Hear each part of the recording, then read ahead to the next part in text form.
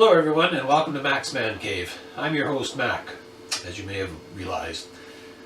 Today I'm going to do a review on a bourbon whiskey. In the past I really haven't been too much of a fan of bourbon whiskeys. The ones I've tried were the commercial varieties, low cost ones, high volume. But recently I've tried some low run, specialty distillery, premium brand ones and found them to be very good actually. What I'm going to review today was recommended to me by a friend of mine. It's called Jefferson's Ocean. I've left the link to their website in my description. Really advise that you go and check it out afterwards. It's a very well done website. It's got a ton of information about the brand on it. I've condensed a bit of information from their website regarding the process of how this bourbon is aged. This bourbon started out as an experiment with just 3 bourbon barrels on Trey's friend, Chris Fisher's ship, in a curious effort to discover what would happen if bourbon was left to weather the extreme elements, temperature fluctuations, salt air, and the gentle rocking of the ship. The result was a thick, dark bourbon that showcases complex flavors reminiscent of other spirits. The almost black color and caramel flavors resemble a dark rum, as the sugars within the barrels caramelized. The briny, savory taste from the barrels breathing the sea air is reminiscent of Islay Scotch, and is at its core, it's a true bourbon. Due to a massive demand from consumers, Trey has now commercialized this experiment and sent hundreds of bottles around the world. Hundreds of barrels around the world.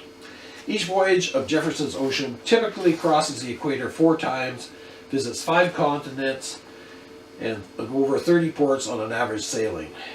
The bottle I have here tonight is from Voyage 12. If you go to Jefferson's Voyage website, they chronicle each voyage like a ship's log. It'll tell you all the details of what happened on Voyage 12. Alright, let's get to the best part. We're actually going to do the tasting now. So this is what the bottle looks like. Jefferson's Ocean. Although they say it's a dark liquor, it's more of an amber color. It's not like a dark rum, which is very much black. This is a nice amber in color. Comes in a very attractive bottle. The bottle's almost shaped like a flask. It's got a cork in it. And as I mentioned previously, it's from Voyage 12. So let's just open this guy up here and see what we've got.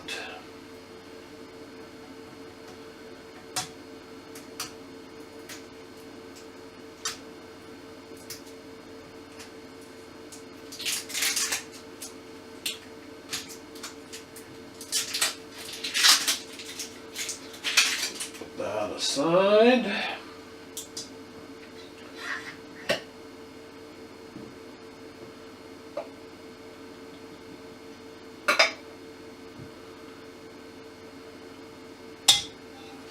Okay, so it's going to see what the aroma's like on it.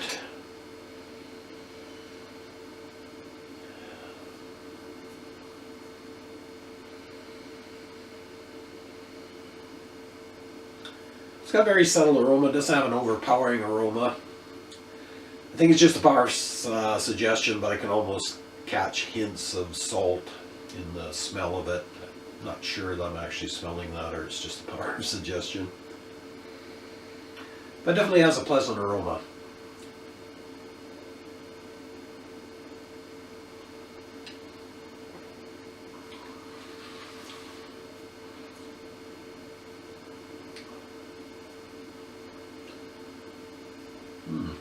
It's very smooth.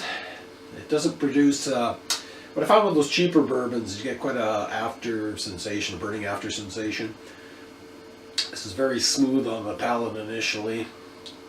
There's not a very strong aftertaste.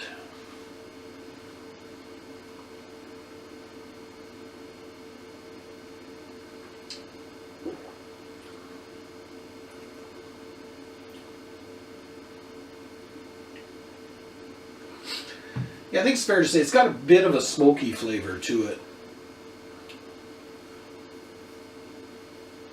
But it's very smooth going down, not harsh at all. So I would definitely recommend this. In Canada, this bottle cost me $120. I'm not sure what it sells for in the US, just based on previous liquors I've compared. down there, I guess. It's probably about $60-70, something like that. It's difficult to find here in Canada. The only reason I was able to get this bottle is someone had asked the liquor store to bring in a case of it. So I got the second last bottle. I think you'd really have to look for it here to find it. But if you do find it, I definitely recommend it. Don't be concerned if you don't really like bourbon in the past. It's worth a try. It gets a thumbs up for me, solid thumbs up. So I'd just like to thank everybody for watching. I hope you like these reviews. Probably doing another single malt scotch or rye whiskey next. So stay tuned for that. Thanks very much.